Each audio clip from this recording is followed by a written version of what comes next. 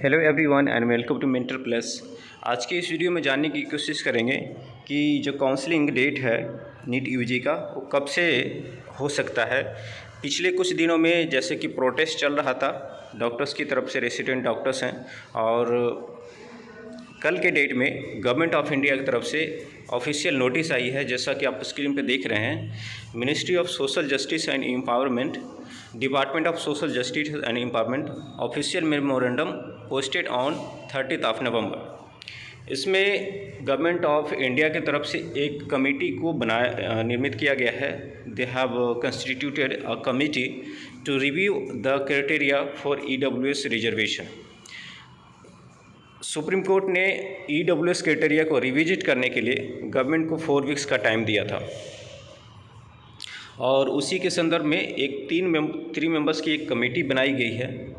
और उस कमेटी का काम होगा कि अगले 3 वीक तक उस क्राइटेरिया को रिव्यू करें, और उसमें क्या क्या उनको टास्क असाइन किए गए हैं, वो टास्क यहाँ पे दिए गए हैं A, B और C पॉइंट में। तो उनको रिविजिट करना है, उनको एग्जामिन करना है कि कैसे अप्रोच करें ताकि कंट्री में जो एक EWS सेक्शन के लोग हैं उनको आइडेंटिफाई किया जाए फेयर तरीके से।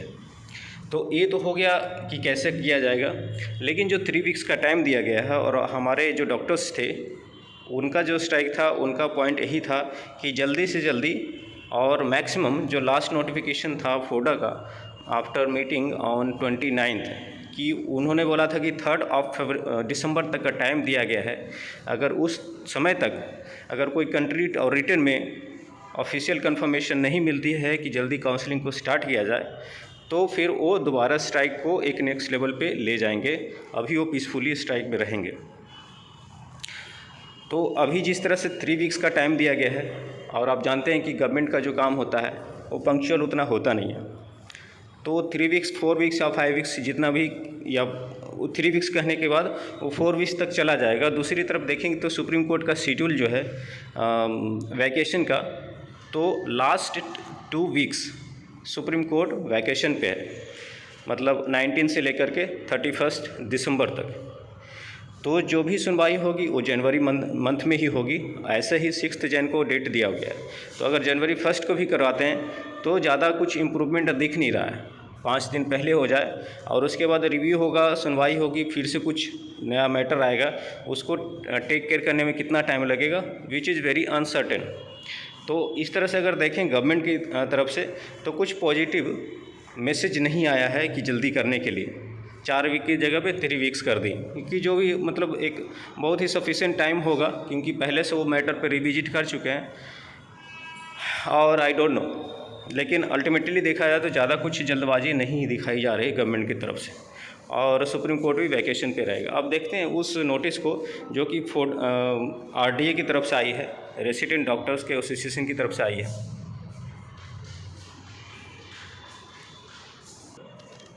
ये प्रेस रिलीज है रेसिडेंट डॉक्टर्स एसोसिएशन अलीगढ़ मुस्लिम यूनिवर्सिटी के JN मेडिकल कॉलेज हॉस्पिटल की तरफ से, और उन्होंने इन्फॉर्म किया है, मीटिंग हुई थी उनकी कल रात को 10 बजे, और उन्होंने बताया है कि due to insensitive response from government bodies, government के इनसेंसिटिव रिस्पॉन्स के कारण, मतलब उनकी तरफ से सही रिस्पॉन्स नहीं लिया गया, और उनकी जो डिमांड थी डॉक्टर्स की उनको नज़रअंदाज किए हुए अपने ही निर्धारित समय के अनुसार गवर्नमेंट काम कर रही है, जिसके कारण नीट PG और UG का डिले हो रहा है काउंसलिंग प्रोसेस में। इसकी वजह से उनको ये बाध्य होना पड़ रहा है कि वो इलेक्टिव सर्विसेज एट हॉस्पिटल को बाइकआउट करें, जिसमें OPD, special clinics, IPD, elective OTs, जो कि आज के डेट से वो 8 AM ऑनवर्ड्स बाइकआउट कर रहे हैं, और तब तक रहेगा जब तक उनकी मांग पूरी नहीं हो जाए।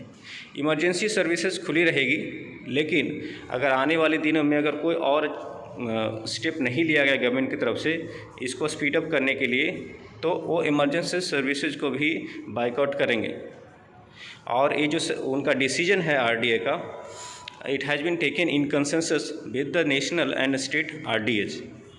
तो फोडा का भी कुछ समय में नोटिफिकेशन आ सकता है, जिनका उनका लास्ट टाइम का नोटिफिकेशन था कि 3 दिसंबर तक का टाइम दिया जाएगा गवर्नमेंट को, लेकिन 3 दिसंबर के पहले ही गवर्नमेंट ने अपना जो प्लान है, एक्शन प्लान उन्होंने बता दिया है।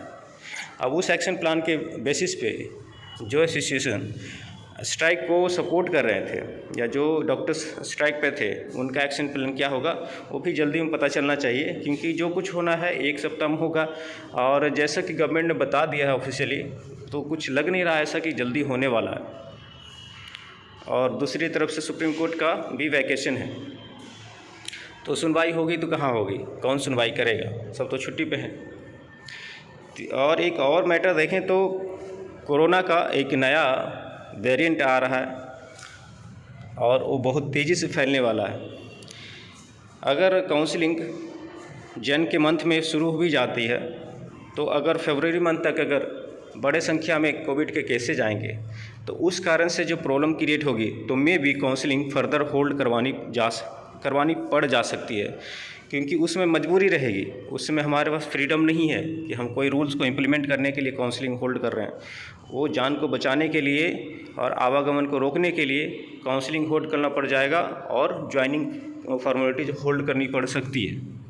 तो ऐसा क्यों नहीं किया जाए कि ये पिछले 1.5 साल से जो चल रहा है, ये अभी काउंसलिंग करा के सारी ज्वाइनिंग फॉर्मेलिटीज़ कर लें, keeping the future risk in mind, ठीक है। तो वो नहीं किया जा रहा है। एक बहुत जेन्युइन पॉइंट है कि अगर रजिस्ट्रेशन हो गई थी नीट पीजी की और रजिस्ट्रेशन के समय ये रूल्स के बारे में कोई चर्चा नहीं था, तो ऑब्वियसली रजिस्ट्रेशन जब नेक्स्ट बार होती उसके पहले ये रूल्स आप लगा देते, और जुडिशियल प्रोसेस जो भी इसके लिए ज़रूरी होती है ये चलते रहता अभी भी। तो दोनों अलग अलग क्यों नहीं हो सकते हैं? क्यों ज़रूरी है कि इसी बार से आपको EWS और OBC रिजर्वेशन लाना है? और ऐसा नहीं कि जो कैंडिडेट्स EWS और OBC में फॉल करते हैं वो उनको बहुत बेनिफिट है, वो भी सफ़र कर रहे हैं, वो भी स्ट्राइक्स में हैं। तो इससे कोई किसी को बेनिफिट नहीं हो रहा है। सब चाहते हैं कि जल्दी से काउंसलिंग प्रोसेस ओवर हो, क्योंकि अगर इस बार एडमिशन नहीं हुई तो 0 सेशन की तरफ जा रहा है ये पूरा ईयर। तो इससे कितना बड़ा लॉस है मेडिकल फैटर्निटी को, इस बात को समझने की बहुत आवश्यकता है।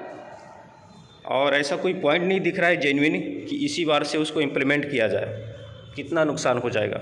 ज़्यादा कुछ नुकसान तो नहीं हो जाएगा। अभी तक कोई रिजर्वेशन नहीं था, तो 1 साल और डिले होने से क्या अंतर पड़ता है? आप काउंसलिंग को ही डिले कर देंगे तो सारा सिस्टम ही बिखर जाएगा। इसलिए चाहिए गवर्नमेंट को कि इस बार काउंसलिंग विदाउट रिजर्वेशन पे कराएं। नेक्स्ट टाइम वो रिजर्वेशन जब सारा रूल्स रेगुलेशन आप अपने अनुसार समय लेकर के, कोई स्ट्राइक नहीं करेंगे उसके खिलाफ, समय लेकर के आप सारे रूल्स को क्लियर कर लें, कोई डाउट नहीं रहे। और जब नया रजिस्ट्रेशन ओपन हो नीट यूजी पीजी का, उसके पहले आप बता दें कि यह रजिस्ट्रेशन रहेगा, इस रो अपने प्रोस्पेक्टस में डाल दें सारे रिजर्वेशन के रूल्स को, सब मानने के लिए तैयार होंगे। लेकिन आप बीच में किसी रूल को इम्प्लीमेंट करेंगे तो ये जो टाइमिंग प्रॉब्लम होगी, इश्यू तो आएगी।